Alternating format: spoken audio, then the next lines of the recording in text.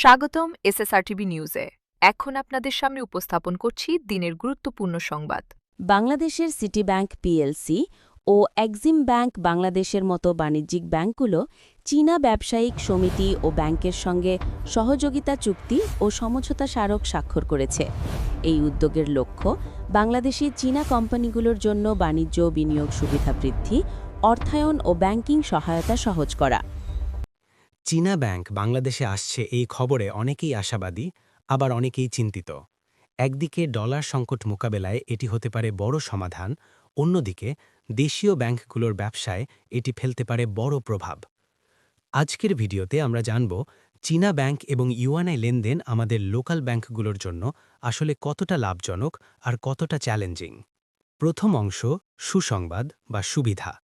প্রথমে আসা যাক সুবিধার কথায়। বিশ্লেষকরা বলছেন স্থানীয় ব্যাংকগুলোর জন্য এটি বড় স্বস্তি নিয়ে আসতে পারে। ১. ডলারের ওপর চাপ কমবে। বর্তমানে চীন থেকে আমদানির জন্য ব্যাংকগুলোকে টাকা দিয়ে ডলার কিনতে হয়। ইউএনে সরাসরি লেনদেন হলে ডলারের চাহিদা কমবে, যা ডলার সংকট কাটাতে সাহায্য করবে। ২. খরচ ও সময় বাঁচবে। টাকা থেকে ডলার আবার ডলার থেকে ইউয়ান, এই ডাবল কনভার্সন করতে গিয়ে খরচ ও সময় দুটোই নষ্ট হয়।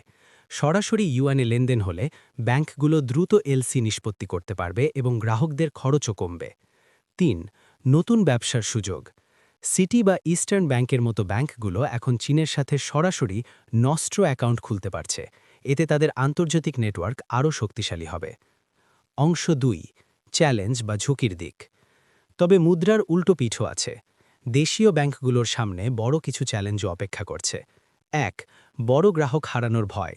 বাংলাদেশে কাজ করা বড় চীনা কোম্পানিগুলো যারা পদ্মা সেতু বা টানেলের মতো প্রজেক্টে আছে, তারা হয়তো দেশীয় ব্যাংক ছেড়ে নিজেদের দেশের ব্যাংকেই লেনদেন করতে চাইবে।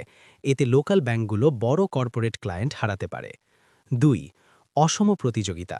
চীনা ব্যাংকগুলোর বিশাল মূলধন এবং কম সুদে ঋণ দেওয়ার ক্ষমতার সাথে পাল্লা দেওয়া দেশীয় ব্যাংকের জন্য কঠিন হতে পারে। ৩. প্রযুক্তিগত খরচ। চাইনিজ পেমেন্ট সিস্টেম বা সিআইপিএস ব্যবহারের জন্য ব্যাংকগুলোকে প্রযুক্তি আপগ্রেড করতে হবে, যা প্রাথমিকভাবে বেশ ব্যয়সাপেক্ষ। সব মিলিয়ে দেখা যাচ্ছে চীনা ব্যাংকের আগমন বা ইউয়ানে লেনদেন সামগ্রিকভাবে দেশের অর্থনীতির জন্য ইতিবাচক হলেও প্রতিযোগিতায় টিকে থাকতে হলে দেশীয় ব্যাংকগুলোকে তাদের সেবার মান এবং প্রযুক্তি আরও উন্নত করতে হবে। আপনার কি মনে হয়, দেশীয় ব্যাংকগুলো কি এই প্রতিযোগিতায় টিকতে পারবে? কমেন্ট করে জানান।